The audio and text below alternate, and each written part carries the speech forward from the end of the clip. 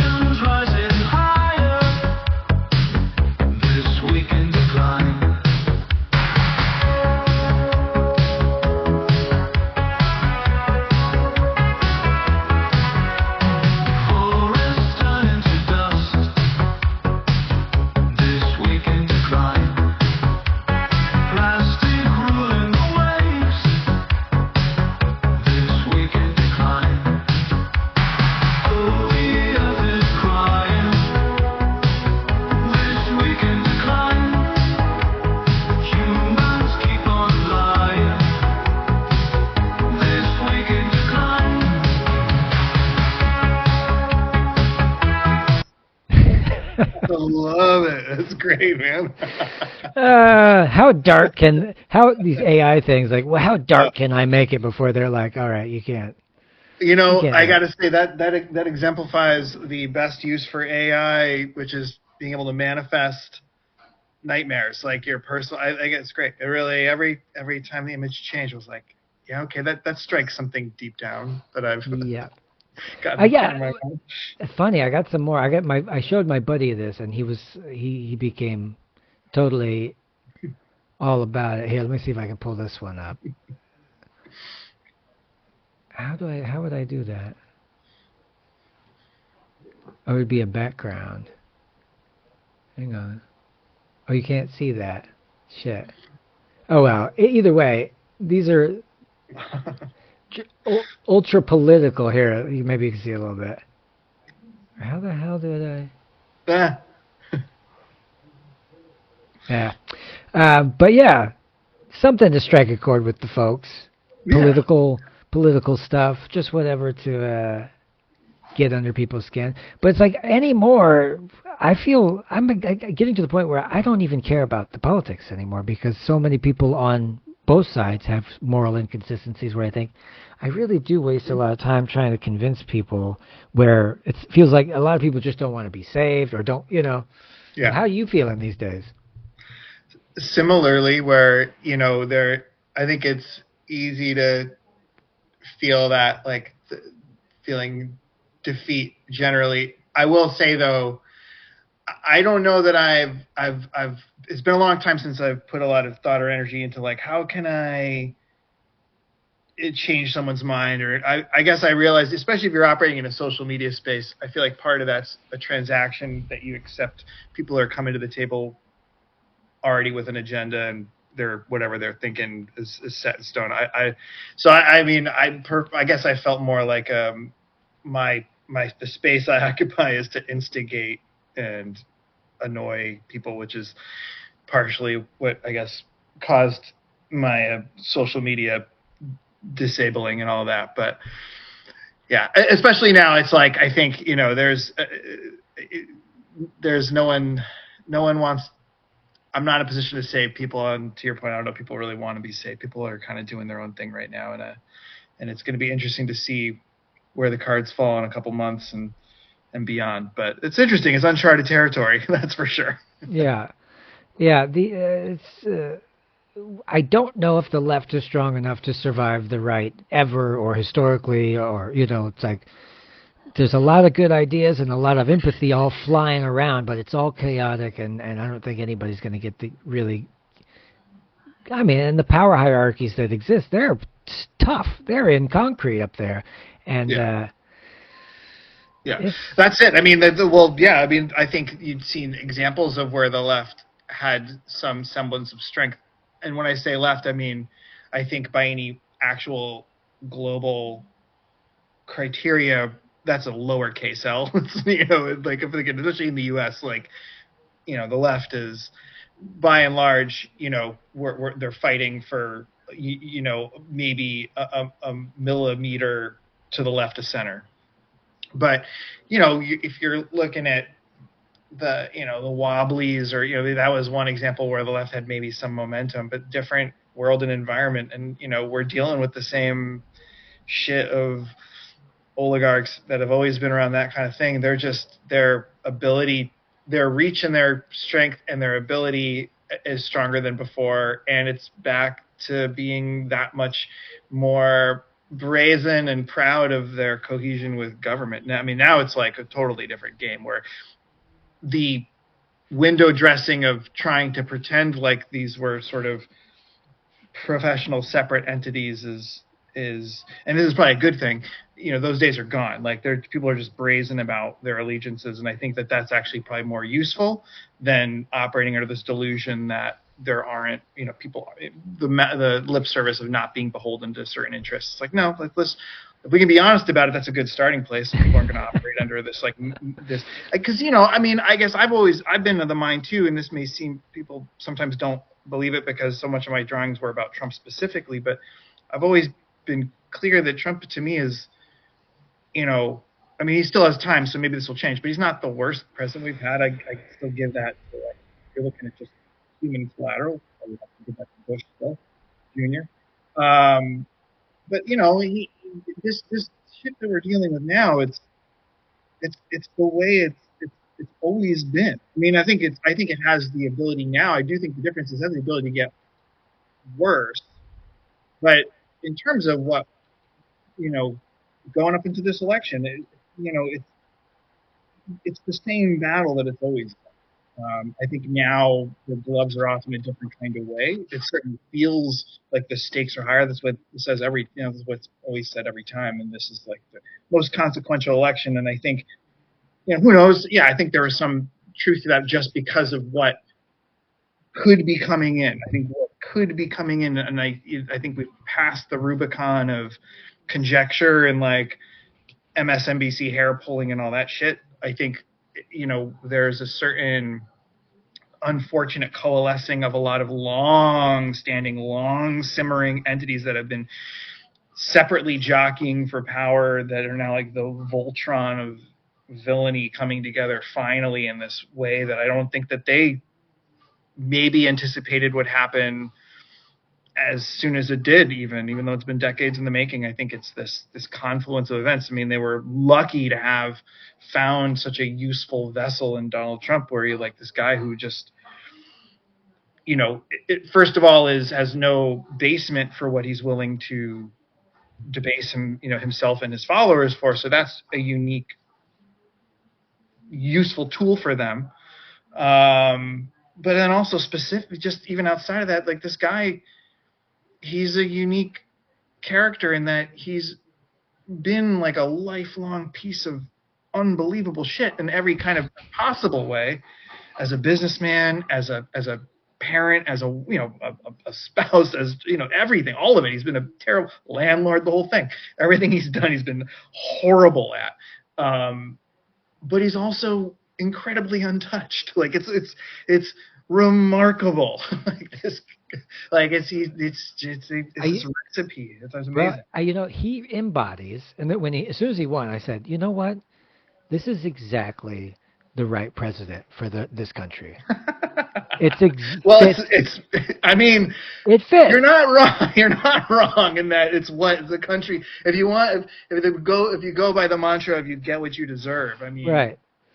I mean, this guy's like, when you think, I'm of an age and growing up in the U.S. where like, there's a couple of these people. It's like Kleenex or McDonald's or these individuals, and it's like Mike Tyson, Madonna, Michael Jackson, Donald Trump. I mean, he's just one of these fuckers that's always been around. So I agree. I mean, it's so unfortunate, I guess, in a way to say, but like, who else kind of embodies the things that America is about? Certainly exports. I think it's easier to see outside looking in as opposed to living in the country. Sometimes it's harder to see that, but I think to like anybody who's an expat or outside the country, it's like, oh yeah, this is exactly when I think of America, Cliff Notes version. It's like this guy, this is it.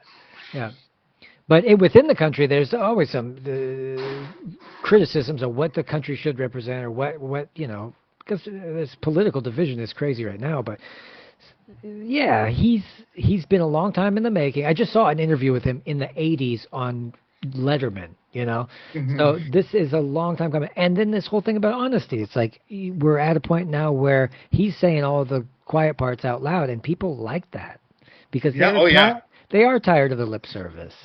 And Hmm. not even leftists are satisfied with Hillary Clinton's and the Obamas anymore because it's clear that everything is falling apart, Hmm. which is a Yeah. wider thing. And it doesn't matter, like I keep saying, it doesn't matter who you change the driver of the car. The car is the same. Like America functions the same with all the same moving parts. Bro, it's gonna collapse no matter who's president, and it's just waning, uh, geopolitical clout that they have. That's it. Yeah. Yeah. And I mean, I think if anything, this will accelerate that collapse. I mean, that's the thing. I don't think, I mean, Trump is, again, he's just the vessel. I think which you definitely have in terms of the people who are the now found themselves the true power brokers. Um, they're accelerationists. Like that's what they want. They want this rapid decline. Even now, like the rank and file Republicans, you would see it whenever they would hold power in different congresses when they had the majority in the House or the Senate, where it would be clear that when they got power, they it wasn't that they didn't know how to govern. It's that they had no interest in governing. The whole point was to kind of bring the system down. Now, I come from a certain ideology where it's like, let's hasten that decline, let's do it. But I also know what people have, what they're waiting to kind of usher in that vacuum, and that's obviously the problem. But I mean, look, you even have Steve Bannon. I was like a decade ago, I think, or so, a little less. I don't remember when, 2013, 2014, in an interview, he described himself as a Leninist, and like that his and that he was, he wanted to advocate for the total destruction of the state. And I think, would he call himself a Leninist now? Maybe. I don't. Who knows? But I do think he still is looking for the total destruction of the state. Which again, I think people on both sides, there's probably an appetite for that. I don't think anyone's in love with the state, but I think Yeah. in terms of what fills that vacuum is obviously that's the crux, I guess. Oh man, that's fascinating, right? How could that be the case? Well, here's the thing: state-sponsored capitalism is kicking everyone's ass, right? Yeah. It's kicking America's ass big time because they're prioritizing in a very smart way based on data, right? Because we have data now, so it's a whole new ball. It's the 21st century. We can't even look at communism of the 20th century the same as it's being implemented now. Oh So yeah, yeah. so they have all this data. They're kicking your ass. The subsidies for EVs are like 20% higher than anything that we're doing. They can pivot when there's a crisis, COVID, climate change, whatever, eat more easily, and it drives down the possibility of having oligarchs. Hmm. Some people run the show, but still, nevertheless, it does put a tremendous amount of power into the hands of the state. But the government has always sort of been to represent the will of the people, and I'd rather have that than the will of some, uh, you know, unusually cruel sociopathic billionaire dude. Right. Right? Yeah. Yeah, absolutely. I mean, but that's, and I think this is where you have like a culture that, unfortunately subsists on cliff notes and shorthand versions. And so when they see like Elon Musk, they think, oh, modern day Tesla or Einstein, where it's like kind of forgetting the fact that this is just a guy who is dad rich. Yeah. He bought Tesla. He didn't like create that.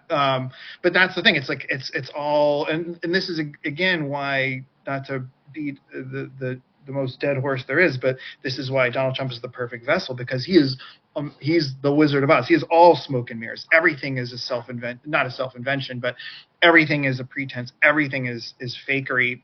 But the reality is besides the point. It's whatever front you can put up, because the reality is vast majority of people don't bother to look much below the surface or the byline on whatever news item might happen to flash by on their phone or in a reel or whatever. So they'll just see something and be like, yeah, they'll take that for granted, right or wrong. I mean, that's just how people operate. So you have this ability where this reality where people can kind of step in as with the sort of undercurrent of being I'm a billionaire, so therefore me being a billionaire by existentially means therefore I got it through some virtuous or means of strength, and either way that's a winning combination apparently. Yeah, and in his case, it's 3 generations of like swindler. His dad was took money to build project housing and pocketed most of it, and then his grandfather, I think, was a pimp or something like this. Yeah, yeah. We had Daniel K. Johnson comes on. He's written several books on Trump, and he's like really excited. And he told me all this shit, and I go, I believe it, of course. Why not? Well, then it goes back to like this is what America is all about. Like, oh yeah, I mean, it's a business, right? It's not a community. It's a business. Well, he's the American dream. He's a good example of the American dream. The American dream in actual practice is getting money from typically your dad, and squandering it all typically, but then being able to build up your own wealth through the shadiest means possible. Like he is the AI were to pump out the American dream and any kind of somewhat close to true version, it would be him. Like, he is such to me the embodiment of what that is, outside of the inherent insipid nature of what that even description applies. That's what I mean. Dream. You get what you get. This is get what you get. That's right. This is what you wanted. It makes sense. It is terrible, though. It's terrible to watch people vote against their own best interests. But yeah, that reminds me, we got to take a commercial break. I put together some really impressive deals, but this thing you've pulled off, it's amazing. A big and tasty for just $1? How do you do it? What's your secret?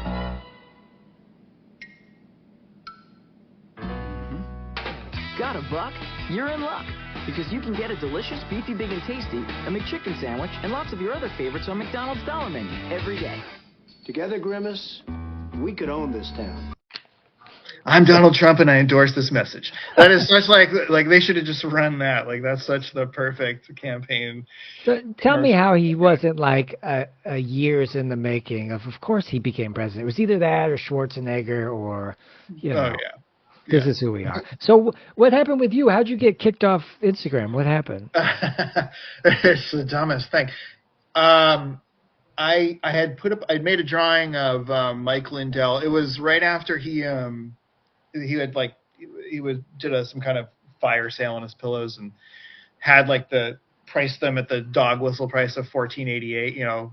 Transposing 14 words with 88 for Heil Hitler. So it was just such a it was hard to satirize that because it was sort of ridiculous. So anyways, I did a drawing about that, and what I felt was pretty low hanging fruit, really middle of the road. It was just taking their logo essentially, which is the image of him holding his pillow with the blue My Pillow font. Instead of holding a pillow, it was just holding a big, Klan hood draped over his arm. Instead of My Pillow, it said Mine Pillow. I gave him a little Hitler mustache instead of his porn star mustache. Again, pretty middle of the road satire. It was just, it was just an image that come to mind, so I drew it. Didn't really think anything of it. I posted it, and then I got a day or so later, I got a notice from Meta, but it was from my Facebook account saying that they had taken the cartoon down because they accused me of selling drugs. So yeah, it was the weirdest thing. So, I immediately appealed it, which I will usually do if they let me know, because they don't always let you know when they take something down, or they don't always let me know. But I appealed it because it was, it just seemed, obviously ridiculous. They got back to me within a day and said, sorry, we reviewed it. You're selling drugs, so we're keeping it down. Your account's restricted. Uh-huh. I thought it was ridiculous. Also, not the first time I've had things taken down for ridiculous reasons, so I didn't really think anything of it. I was like, well, whatever, here we go again, go on with my day. The next day, I didn't put any other drawings up. It was the next day. And in the morning, all of a sudden, I got a flurry of notifications through Meta, but from both Facebook and Instagram, saying that my accounts got permanently banned. Stemming from that drawing was the last one I had done. So it was the thing that made this particularly frustrating is there's been more than enough things that have been taken down where I could at least, if I don't agree with it, I can at least see where they're going with it. Right, right. Often it's like, oh, you're using hate speech or hate symbols, or you're promoting a dangerous person or organization. If I'm like, Popular these days, popular, yeah. Absolutely. So if it was something like that, well, I certainly wouldn't agree with it. I would at least understand. Okay, well, they're interpreting this way for their own dubious reasons, but okay.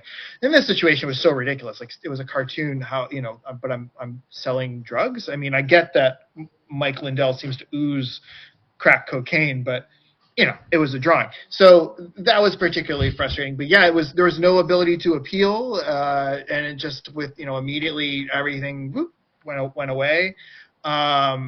Weirdly, they took down my. I had 3 Instagram accounts that were all just connected. Like a personal one I had like from years ago when I, first got on Instagram is just just a personal account.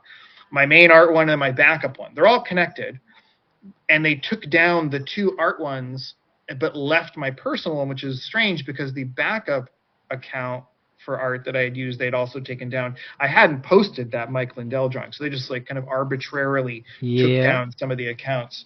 But it's certainly not surprising. It's something that, I mean, and I know obviously you have recently felt this thing of this too, but I think for years now, just from anecdotal evidence, I definitely strongly believe and suspect that there is it's not just this sort of AI algorithmic bot sweeping for content as a neutral entity looking for things. It's definitely not that, because from my experience and just talking to other people who have had similar experiences, if you're posting something that's coming from a very clear left of center, and I won't even dignify it to call it leftist, I'm saying anything left of center,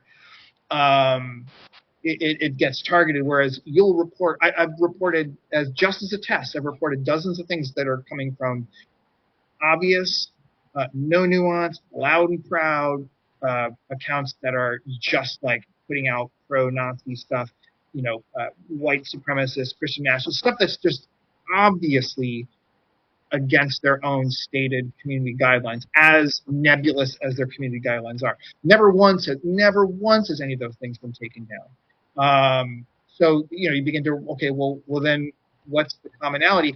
And again, I everybody I know who posts stuff in if not cartoons, but similar kinds of content, 100% of them have been targeted in some way, shadow banned, stuff taken down, accounts restricted, accounts disabled, all this stuff. It's very obviously swung in a particular direction. That was anecdotally observed before, but I think now it is, like everything else, so much more bald-faced, so much more obvious in its application. And I think it is only going to get much worse. Like there's no, what's the appetite or reason for them to go back in a different direction? So, I mean, again, like it sucks to have your account and all your stuff evaporate. I was the idiot who didn't really archive my stuff in another format. So there's any of the stuff that I'd sold over the years is gone. I don't have any like photos of it or anything. So that sucks. My fault for just not, I guess, reading the warning signs for a long time, having been subjected to so many restrictions and shadow bans. That's my fault. But the true issue here, and why I even talk about this and have brought it up and stuff, is because it is an absolute harbinger of where we're already at and have been for a while, but where we're absolutely going. I mean, it's the free speech suppression, like so many other things. It's gone past this sort of like buzz phraseology of the world, here we go. It's like we're actually in a different kind of place now, where this stuff is actively taking place. But now that there's no reason to put up the imagery of playing fair, there's no reason to do that anymore. It's only going to get so much more restrictive. I mean, I don't have a lot of love in my heart for entities like MSNBC, but you see Elon Musk being like, how much? What's the price tag from MSNBC? Like, that's Elon Musk's offering to buy it today, but that just opens the door. You can have any one of these. You're going to see so much more of that. You're going to see a return to the like robber baron days in a much more historically referential way than. I mean, I think we're in that place now, but I think in terms of trying to occupy the information space, I think you're going to see that that time come much more rapidly. We're already like 1 foot fully in that door, but we're about to take a full-fledged leap there. Yeah. Well, look, it's not useful for people like us to exist in this moment, because if you're on paper not, a millionaire or whatever, or if you're advocating for minority groups or the poor or anything like that, no time for empathy right now. America's in decline. We've got to pull our bootstraps up, and it's basically like a genocide against poor people, because that's what's going to happen, and they're going to impose their will, and we're going to have to bend to their values. They're going to reintroduce religion back into the government, and this happens every single time that things aren't going good. In the 70s, you had Carter seemingly, was in, this was during the time the oil embargo and all this stuff was happening, and the economy was not doing so good. From 1960 to 1970, the stock market basically flatlined. There wasn't any action on Wall Street. Now in 1980, with Reagan, the deregulation of everything, and when they invented all these new financial instruments, like we saw in The Big Short, the mortgage bond was invented in 1980. They invented all these new ways. Boom, the fucking Wall Street starts taking off, but for only short-term profits. And at the same time, crack is released on the streets, and then everybody's locked up in prisons and stuff. It was a kind of purge, right? Sure. It was a purge. Sure. Get your purge on, and there's no way that might not be happening again. I mean, it's already happening again in the slowest sense, where like the train derails, poisons everybody, and everybody's like, what are you going to do? Well, I mean, you're 100% right. I mean, what the first thing that'll attempt to come to pass is, of course, this like mass deportation on a scale that we've never seen. But here's the thing. I don't think that the plan is to deport these people. I think the plan is to round them up for sure, and get them into these mass detention centers, concentration camps that they already have the contracts for being built. Because why deport these people when you can make a crazy profit off of them? And the private prison complex, and that industry is a cash cow, and Trump and a lot of the people he's operating with and who have their lips to his ears are deeply in bed with the people who have a lot of money to be made in that. So they already have the contracts on these facilities being made. They're massive. They have the ability to house millions of people. These so-called illegal immigrants, and certainly actual citizens alike when the time comes. But the point is, they could round these people up because their stated goal. But they're not going to deport them. They're going to put them in these facilities, these concentration camps, so they'll be able to make money off it. So that's exactly right. It's all about the cash grab. Everything is at the expense of poor people. Everything that they talk about doing, even something like immigration, which is existentially where any kind of whiff of political power Trump has had comes from. I mean, that's his whole state reason for being as a presidential candidate and president, was to run on immigration. So even though that's the sort of centerpiece of everything for him, even that is really just hiding a phenomenal cash grab and suppression. Yeah, I mean, this happened under Democrats too. But when he Oh, became president, 100%. Yeah. when he became president the first time, Geo Group and Core Civic, these two privately publicly traded companies that are private prisons, hmm went through the roof. Their stock went way up. Yeah. It seems to be that he's taking, like, Make America Great Again was Ronald Reagan's thing, Reagan. right? Yep. And so who's Of to course, say even that was stolen. Even his slogan was stolen. do we license it? Nah, we just take it. Just take it. He's playing people's songs that they don't want to be associated with them. Keep on rocking in the free world or whatever. Like, It's so funny. dude, he is perfect. Are you kidding me? He fits America so well, like a glove. People are cheering him on. He could do anything, and they would still love him.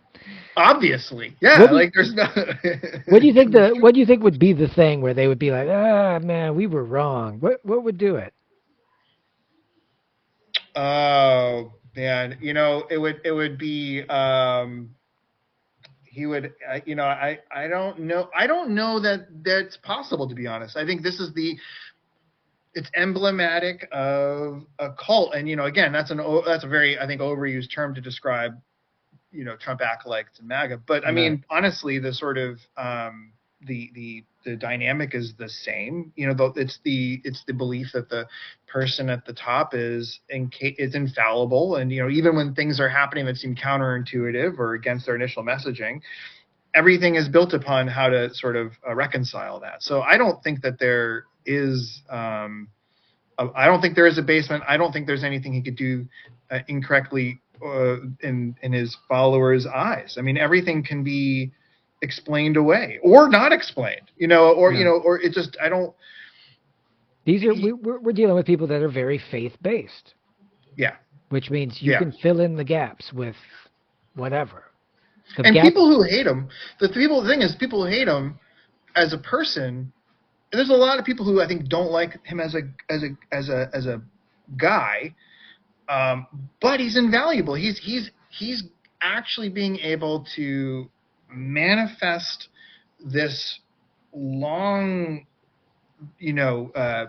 wanted reality for so many people that I think they thought was maybe not going to happen in their lifetimes. Religion back in schools, these kinds of things. These are things that are just like pie in the sky. This is what there's so many people really want, and I think it can be at the expense of almost anything to get it. They'll overlook whatever. He could come out in favor of trans rights, but if he holds on to enough of, the core ideas of, like, let's lock up brown people, let's get religion in schools, it doesn't matter. There's cognitive dissonance is a granted part of the equation here. Like, doesn't need to make sense. The funniest part was when you had, what's the guy's name who ran with Kamala Waltz? Is that his name? Yeah. He's over there grilling burgers. And I'm like, yeah, it'd be cool if he was vegan or whatever. But he's like, no, I'm old-fashioned burger flipping. We're going to have a good American cookout. I'm like, okay. And then Trump comes on, and he's hanging out with these two vegan people who run a restaurant in Florida. And he goes, I'm going to try some of that vegan food. I don't know if I'm going to like it. I don't know. It's one of them vegan restaurants. And I was like, dude, this is the only guy who's going to be talking about vegan. So I know. It's just politics is. But here's the thing: he knows how to get the people right. Yeah. He's never going to come and like attack one specific group all out, or like he knows how to play the entire crowd. And go with mass appeal. And when he talks, honestly, I get the appeal if you're like some bumpkin from Nebraska or whatever. Like, he's also a known entity. He's been around everybody's life. And he's my entire life. I've known who this guy is. I mean, he's been in the public life for 50 years. 50 years. So, to anybody, wherever you live, you don't have to digest an iota of news. But when one of the people running is someone who's as like recognizable as a can of Coke, a lot of people are just going to go for that because it's like, oh yeah, that guy's on TV. Yeah. And again, the equation being in this country, if you've made it to be able to be on TV, and I think you sold steaks at one time with your name on it. You have a building. Therefore, everything about you must be, if not virtuous, certainly must be lead up to being good criteria to be a president. I don't. Again, it's a cognitive dissonance. It doesn't need to make sense. Just And on paper, wasn't he wildly unsuccessful in pretty much everything he did? So unsuccessful. He I think 7 times he's filed bankruptcy. He certainly started and folded and lost money on more companies than he's made money on them. I mean, that's the thing. It's like even his what he's ostensibly known for, which is being a businessman. You can't even say that he's a great businessman. I mean, he like Elon Musk, got his start with some money from dad. So again, it's also not surprised where there's a partnership between the two of them. They have a very similar origin story, but that's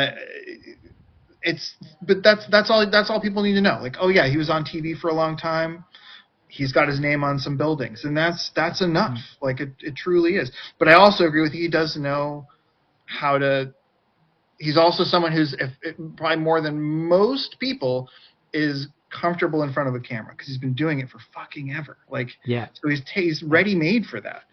That's what I noticed the most is that his performances on talk shows to his performances on that commercial I just played and his performances on reality shows and stuff and his performance as president, seamless. He's been this character the entire time and he's played this character really well. Yeah. And frankly, the rest of the politicians come off as sleazy anyway and always have. And so here's somebody that's embedded into the consciousness of. I'm surprised that more like rock stars didn't become politicians, or comedians like Al Franken was like I like him, he's funny or whatever, you know. Yeah. I mean, I think you could see that happen more now. We'll see what happens if like how elections if they happen in the same way moving forward, but. I think one of the things that precluded, say, musicians is because that's going through the old model of like having this rigorous background check and like, a middle America not being comfortable with probably a lot of stuff that rock musicians or rock stars would have done in their past. I don't know that same, I think this is something that perhaps the experience of going through, these Trump presidencies is it puts to lie the notion that is a necessity. Now that's very specific to him. Again, he's a unique individual, but clearly you don't need someone with political experience. Clearly, you can have someone with like the most checkered and probably gross past you can come up with. I mean, so again, it's a new world, a new era dynamically in terms of what people's appetite looks like for heads of state potentially. So, I mean, you could see more. I read an article yesterday that was, I can't say I read the whole thing. I got through the first couple of paragraphs and it was starting to bother me. But it was talking about Dwayne "The Rock" Johnson and saying how like you'd be foolish to not take him seriously as a future presidential contender. It's like, but again, because why? Because he's a celebrity. We know who he is. He's got a little shorthand name. He was in the wrestling world, which clearly Trump has shown, like he's the wrestling president, and so. But again, like that to me was like, oh, we've passed the Rubicon. We're in like a different time where an article, even in 2020, I feel like an article attempting to try to make the case for a serious Dwayne "The Rock" Johnson presidency would have been viewed with more than a little side eye, not taken seriously. This was like, I want to say it was like Vanity Fair or something. It was like a mainstream publication, arguing that this is something where, hey, he could be a viable option, guys. It's like, based on what? Like, I mean, but this is the era we're in, That's the thing, yeah. Like, and if politics isn't working for the people, just dumb it down, like they did television, down to a level where it's just like reality television, and people get out there, and it's like Idiocracy, where they got the House of Representing, and Dwayne Camacho, Mountain Dew Herbert, whatever his name is. Because this is what we prefer in order to stay engaged with anything. And of course, so populism becomes very important. And also, technology is moving so fast, it's scaring most people over 50, and they just go, anything Yeah. familiar is good, right? I was Well, just and yeah, you're right. Sorry, go ahead. I was just reading about nostalgia and how strong, powerful it is. That's all. It's quite powerful. Yeah.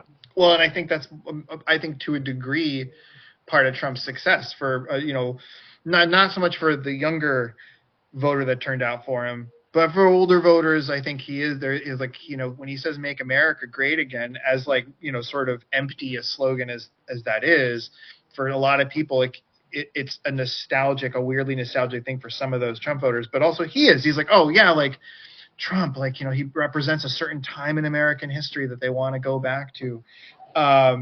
When guys like him were, I guess, and he still is, this like touchstone of American culture.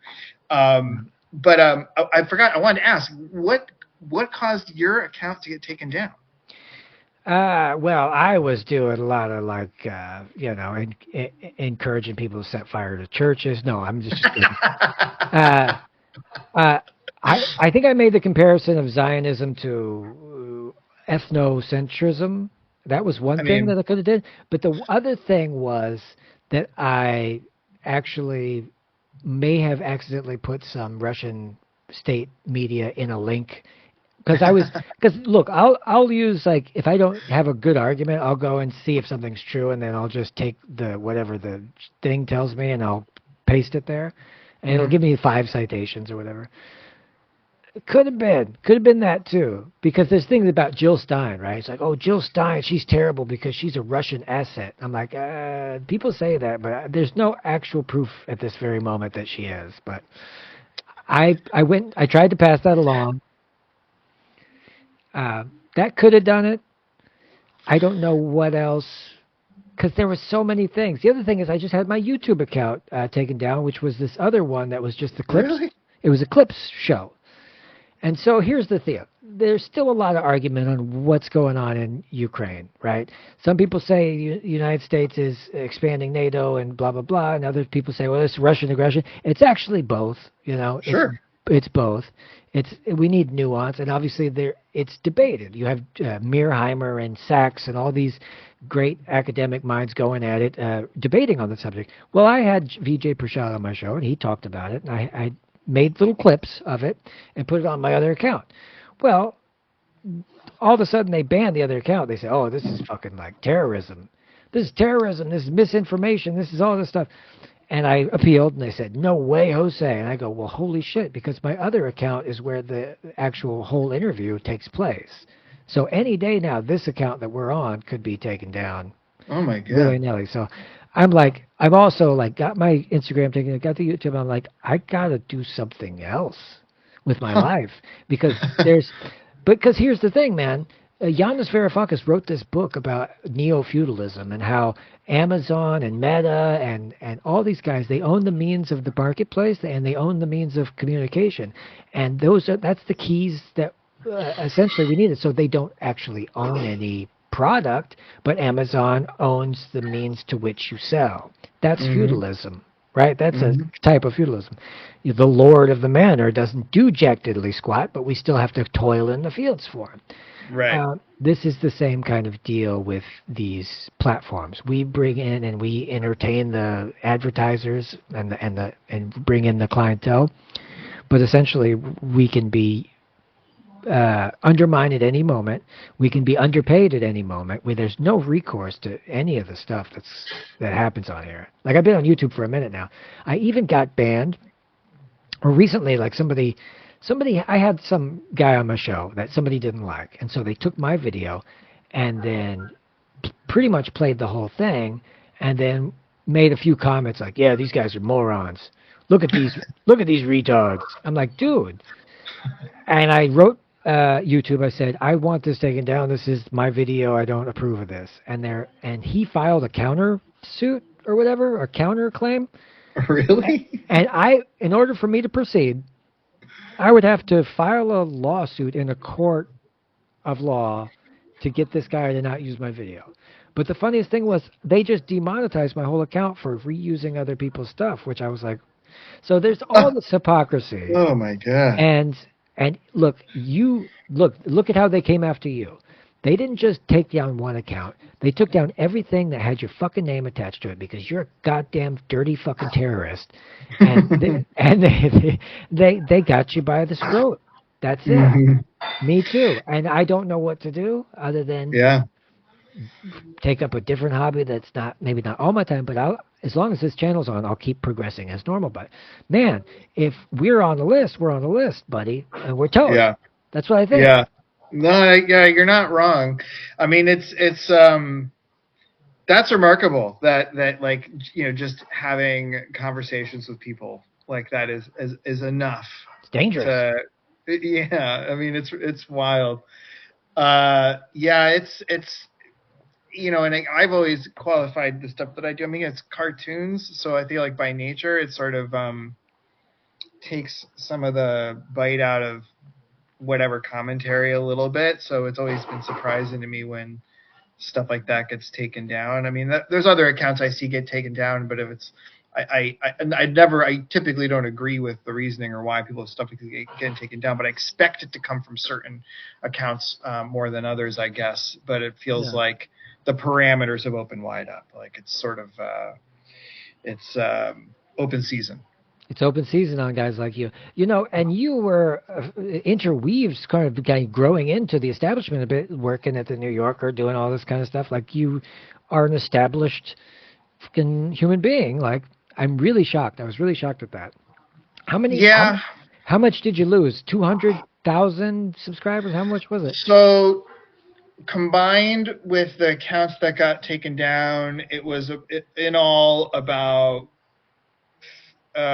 like 310,000, 320,000 total.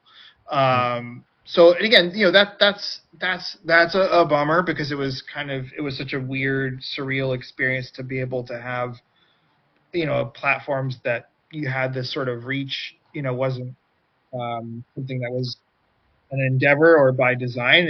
It happened, and the whole experience was wild. So that was a bummer. But again, for me, the bigger downside of that whole thing happening was just losing a decade's worth of artwork.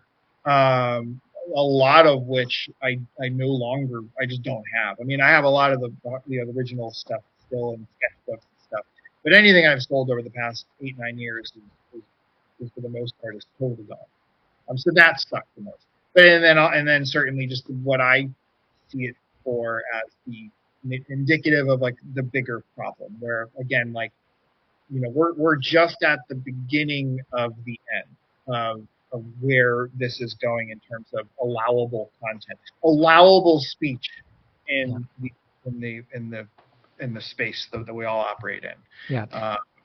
I did. I had this argument with my friend, and it's like, it seems as though YouTube is solely acting as, or any of these platforms, acting as a propaganda arm of the United States when it tells you what to censor, why to censor it, et cetera, et cetera.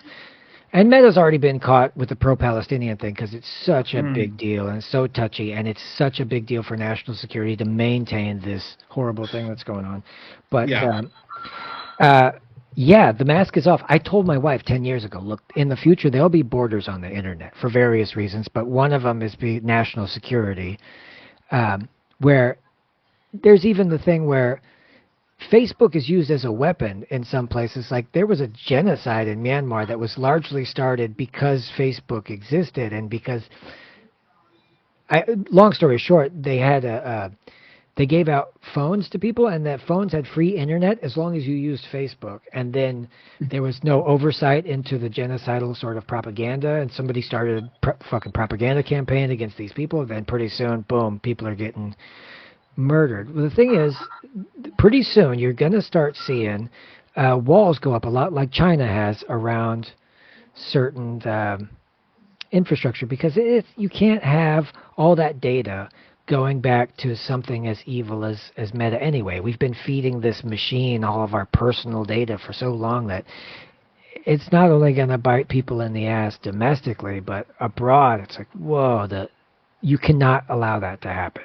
You can't allow China or the United States to fund opposition parties in Georgia or Spain or these places and try to do what they've always done, which is try to overthrow governments or destabilize or whatever, seeking influence and stuff. So, yeah, Mm-hmm. you're absolutely right. The beginning of the end, and we have to figure out new ways to express ourselves, I guess. Yeah, I think it's made it's funny in an era where people are more interconnected than ever thought possible. The exchange of information is more, fluid, and with such ease that you couldn't have dreamed it would be this possible. Um, I think the current methods we're using, like you're saying, like social media, all these platforms are quickly, I feel like rapidly getting more and more restricted, and we got to figure out ways to find those communities outside of these spaces. And it's tough because you can't really. It's hard to replicate on a mass scale what the internet can provide. It's hard to replicate that in an analog way. But and I'm also one who does have appetite for and empathy for using the tools of the opposition or the enemy to fight them. So like this So is why. you like the I so mean, you'd be for AI then, right? I don't really. I haven't paid much attention. I'm not a fan of it. I think it's kind of beyond a silly tool. Like I do like as just like total mindless passing entertainment. I like seeing what it can, because I do feel like, I will say I've seen people post stuff like AI accounts that will post like sort of like a almost like fever dream footage, the stuff that's happening. It's like, oh my god, I feel like immersed, in this dreamlike state that I feel like I almost weirdly recognize. I like that, but that's about the extent of my usefulness for it. What I mean is, I do think that there's a way to say, for example, operate within social media to like be a voice for its own sort of like, if not destruction, like an opposition against what it's standing for. I think it's going to be made much, much, much harder to operate in that space. I think, at Twitter or X or whatever, which I had just gotten off of, is like the last account that I'd had up until recently. I just couldn't do it anymore. I mean, it's like, for one thing, I was very rarely ever on Twitter or X, but it was remarkable having been off it for a long time and getting back on somewhat recently. What like a total noxious hellscape it really is, really gross. Like you could feel it scrolling through it. And I'd heard that, but I was like, well, I mean, sure, yeah, it was a couple more like bro posts interspersed. How bad could it Dude, be? It's pretty fucking bad. it introduces you to people that you learn to hate. Like it's like if you hate this other guy, you'll really hate this guy. Worst of the worst I've been encountered on that site. But this is a good example though. Like, so even a long time ago, people would say like, why are you still on Instagram? They're just like constantly taking your stuff down.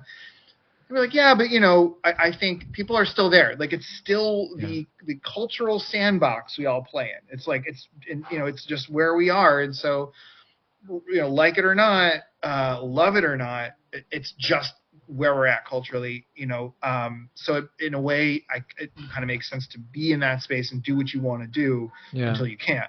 But I will say though, X, and this makes sense because they're the most brazenly co-opted right now.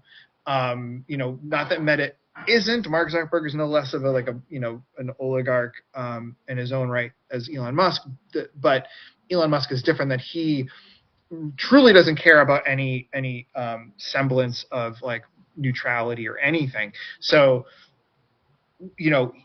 on X, it's much more personalized. I have found like nothing gets taken down that I put up, like the political stuff. Like, that's one of the things that's supposed to be this like total free speech space. The stuff that does get flagged and taken down is when I've made drawings making fun of him. So that's like a real like gross use of this. But it's true. It's been recorded too. It's been recorded that he is doing things specifically for his own benefit. Like there was this amplification thing when he realized that he was the Joe Biden was getting more tweets than him. He said, "Well, I want that to change." Oh, not just that. He called. It was at at a football game, right? And so at like, I don't know. My recollection of this story was it was like midnight or something when these tweets went out, and Joe Biden had like 200 million views on his. Elon had like 2 million.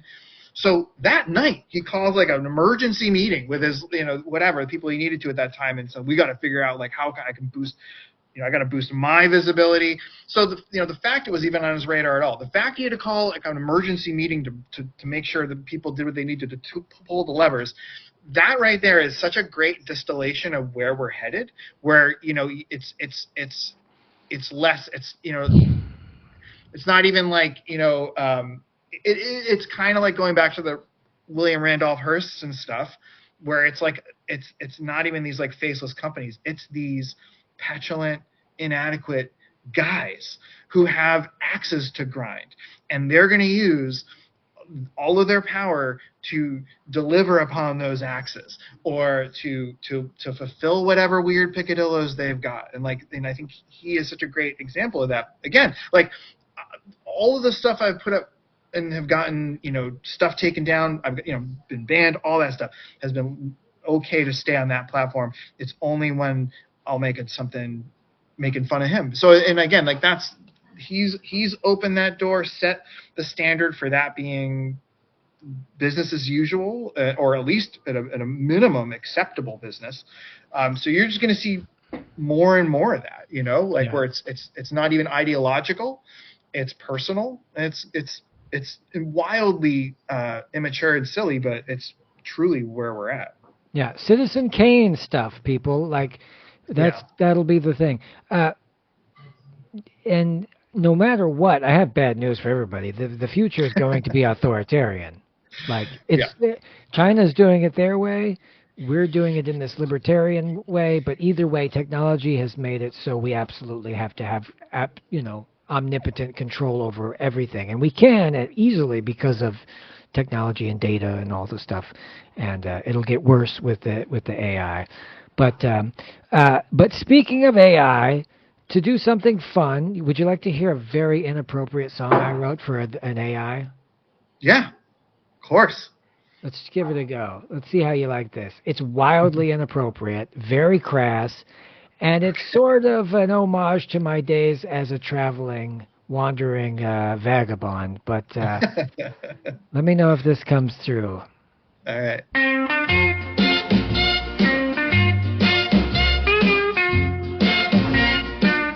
Smoking methamphetamines, sucking on a dirty cock,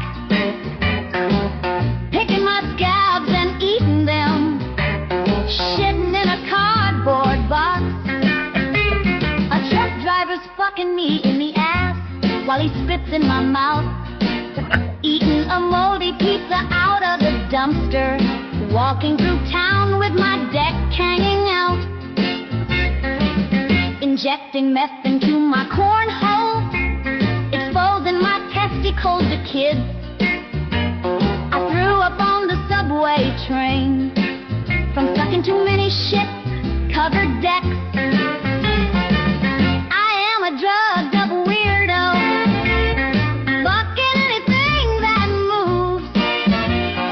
doing every drug I find, 'cause ain't got nothing to lose. You can call me a piece of shit, walking around with no shoes, waiting for someone to get me high, or waiting for someone to screw. I got lice in my pubic hair,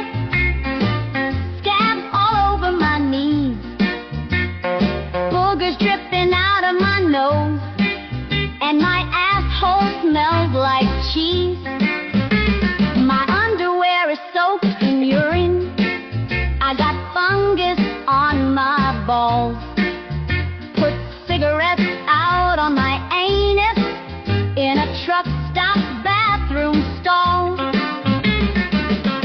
fell asleep in a porta-john.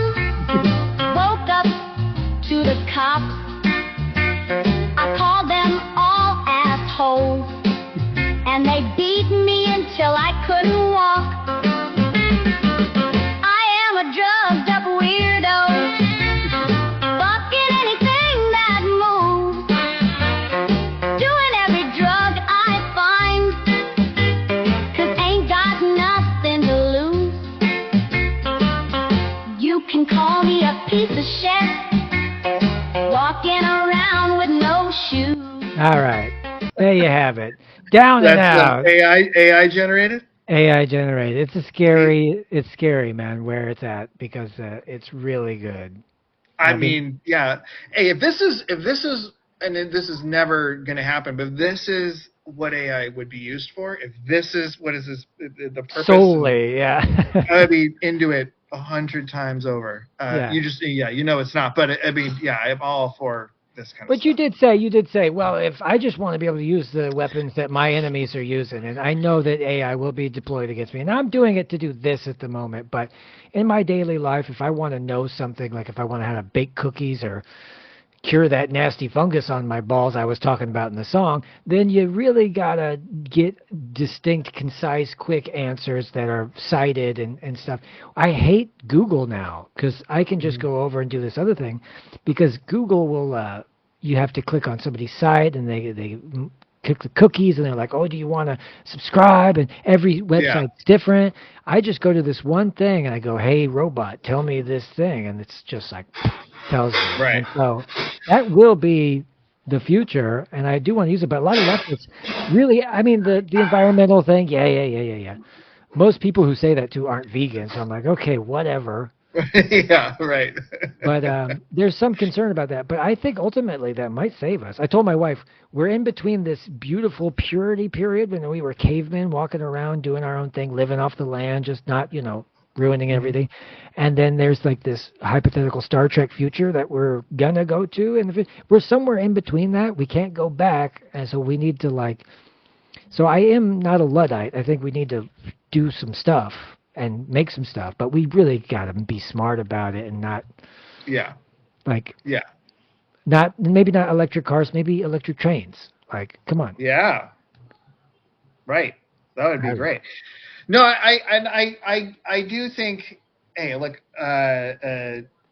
any tool's up for grabs. My experience with and knowledge of AI is almost negative. It's so limited. So I wouldn't be at a place to use that for a tool. But I mean, I do agree. It's like anything else, like any other burgeoning technology, anything that's on the horizon or forefront, anything coming through now will certainly be used against us. Yeah. So by all means, hey, if that's the case, we should be able to use those tools back. If I think me deciding to use it or not is not going to be the decider of whether or not it goes forward. It will. This is going to happen, and whether or not I know about it or don't know about it, it's going to be the deciding factor whether my life is easier or not. I did the same with the fucking computer. I hate the computer. I hate how coercive it is and how all websites are very coercive. Just like grocery stores are coercive. They're like, come to the thing, but if you want bread, it's over here, and if you want the other stuff, it's over here, and you have to walk through all the junk food to get it.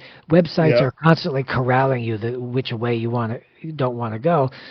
And so I got mad at that. I said, well, I better learn how all this shit works, because I was a musician and a hobo for 15 years, and I didn't know. I didn't have fucking electricity. I don't know.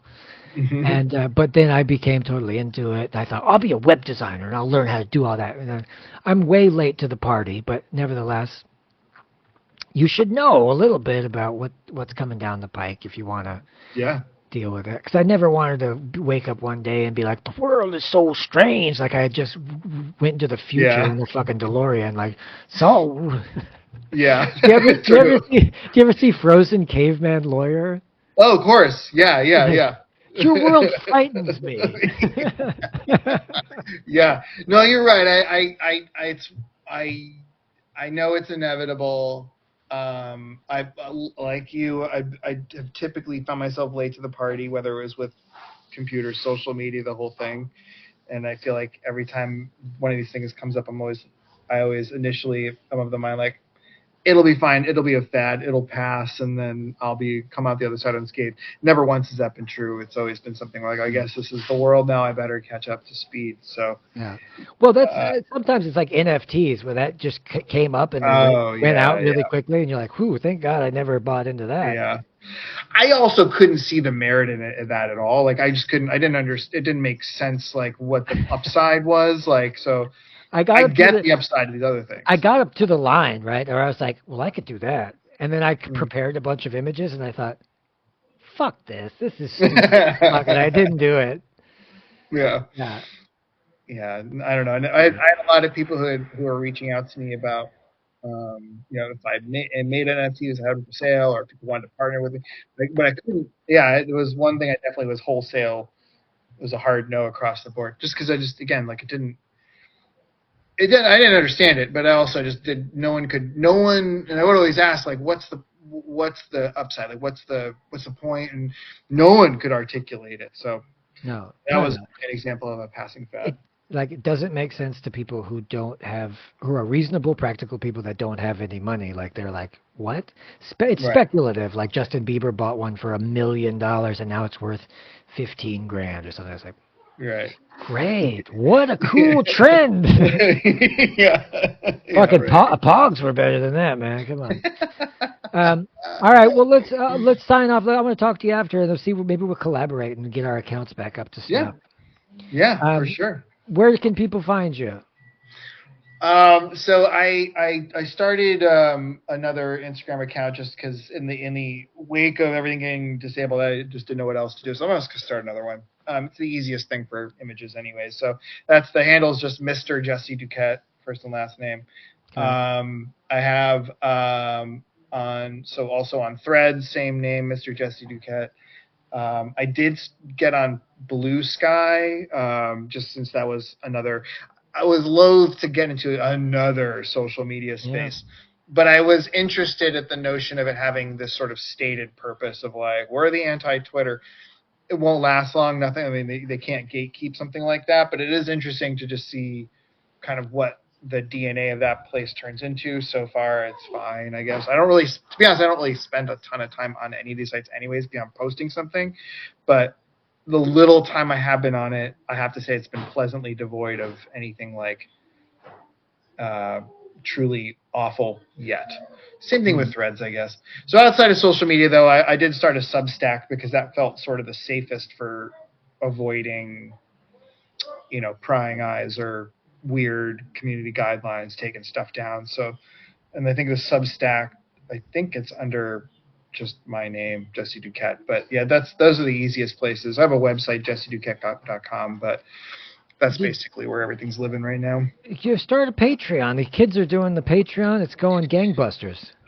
I know, that's one thing. I finally did it. I don't have any people yet, but I just signed up and I'm all in. And I have this buy me a coffee thing too, where you got to jam that link down people's throats, But do it, bro, because people will, if you ever get back to the thing you were doing, not only would all your artwork be safe, you'd have a secondary thing, but people are on a subscription basis because they literally want to support, and people do have money. I always think I'm bad at business because I think everybody's like me. Oh, everyone's broke. Why would you spend?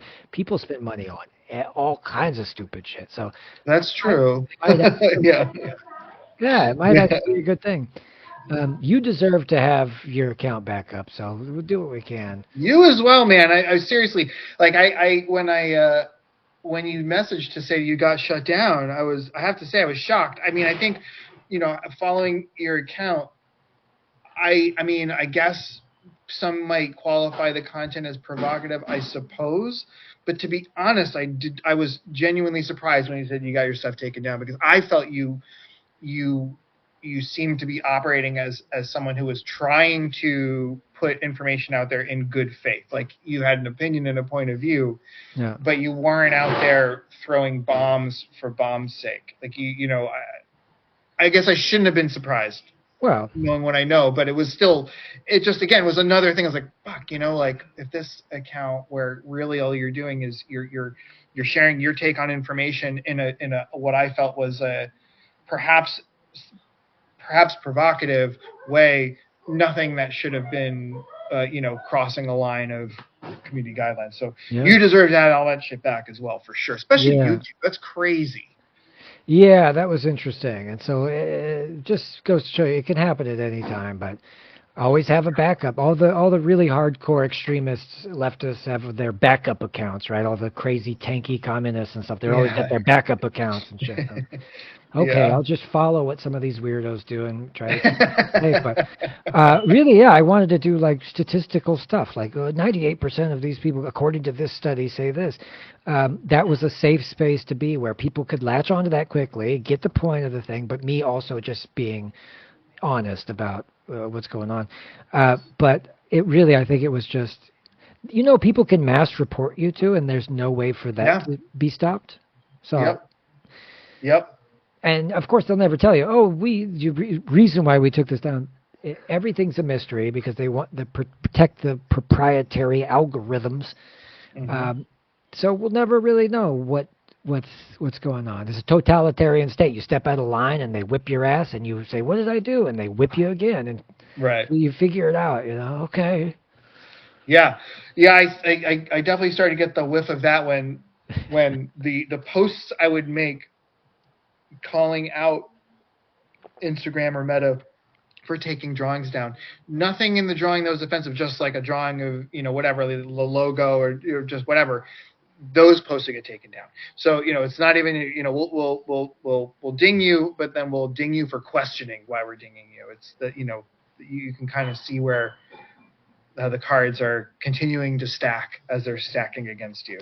I'll tell you a dirty secret. I run a conservative account. I won't tell you the name, but I'm moonlighting as the conservative. I'm checking out what's happening on the other side of the feed. You are not fucking wrong. Like the shit that they get away with, and the comment sections that are like hundreds and hundreds of death threats, or talking about putting people in wood chippers, or talking about, the usual suspects, or look at these, like always black people now, the stand-in for the N-word is scholars. Oh, look at this bunch. Oh, another group of scholars. Like, really? Yeah. And so that's the thing. Meta's trying to keep up, and honestly, I can't say the word retard, but I can see an Indian guy get electrocuted to death, or like a family of 5 get run over by a train, or or animal cruelty or anything. By God. Yeah. It's not the Wild West, but it's operating off of some person or person's particular subset of what they're willing to stomach. And it's everybody with an axe to grind, like you said. We're in the age of being beholden to axe grinders. Yeah. All right. All right, we'll sign off to everybody. We'll see you guys next time. I'm going to be back in like an hour. I'm going to do another stream with some animal rights people, so stay tuned for that. Yeah.